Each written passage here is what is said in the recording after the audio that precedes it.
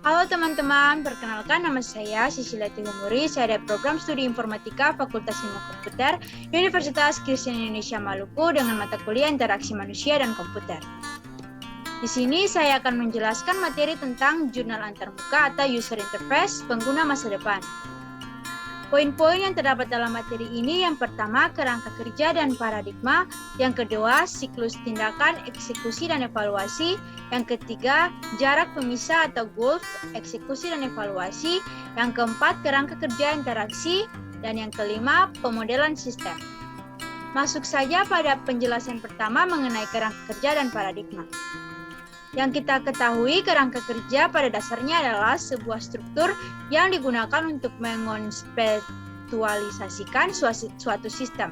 Dengan kerangka kerja yang tepat, perancangan dapat mengkonstruktualisasikan ruang persoalan secara menyeluruh dan tidak hanya sekedar hasil pencampuran komponen-komponen terpisah, meskipun secara bersamaan ada kemungkinan mereka juga mampu menciptakan suatu ruang kerja dan sekelompok perkakas interaksi.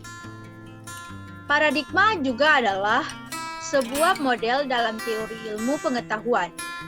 Mungkin memahami juga kerangka berpikir. Paradigma memiliki fungsi sebagai dasar untuk seorang berinteraksi dengan lingkungannya. Paradigma interaksi. Terdapat 3 paradigma dominan dalam perancang konseptual dan visual suatu antarmuka. Berpusat pada implementasi atau BPI, metaforik, dan eidomatik. Antarmuka BPI didasarkan pada intuisi tentang cara bekerjanya suatu benda. Antarmuka eidomatik didasarkan pada pembelajaran tentang bekerja suatu benda. Masuk pada penjelasan kedua mengenai siklus tindakan, eksekusi, dan evaluasi. Siklus tindakan, eksekusi, dan evaluasi. Yang pertama ada goal, yang kejadian yang digunakan oleh pengguna.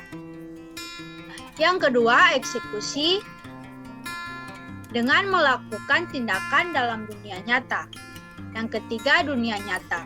Dunia nyata tempat di mana pengguna dapat mengeksekusi tindakan dengan memanipulasi suatu objek. Yang keempat, evaluasi.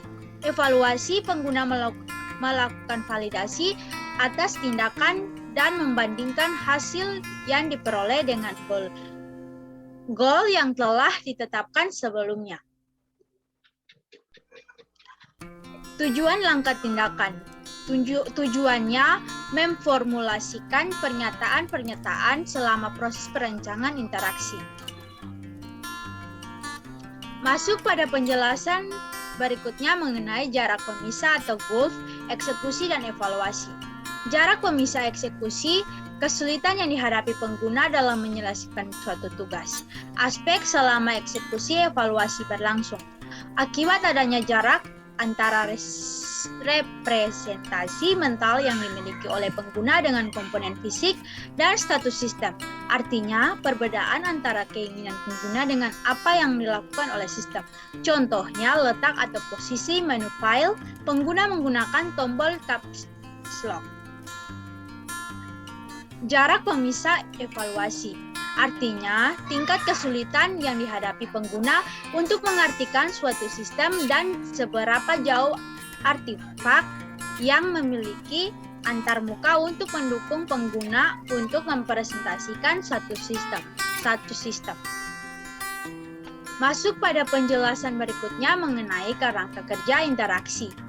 Kerangka kerja adalah sebuah struktur yang digunakan untuk mengkontekstualisasikan suatu sistem. Kerangka kerja dapat digunakan untuk memahami cara manusia.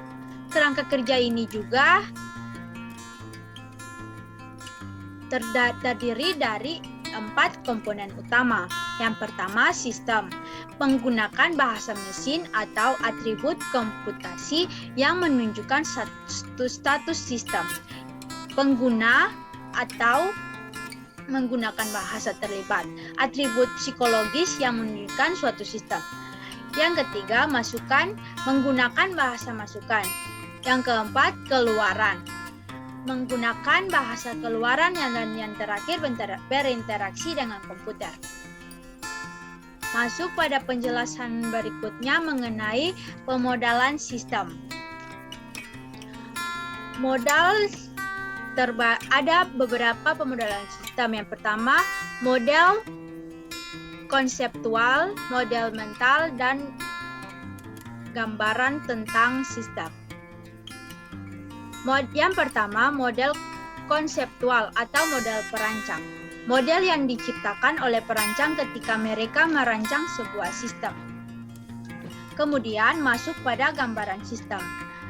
Sistem diciptakan oleh perancang dan sesungguhnya dilihat oleh pengguna. Dan yang terakhir masuk pada model mental. Model mental ini model yang diciptakan oleh pengguna ketika menggunakan berinteraksi dengan suatu model.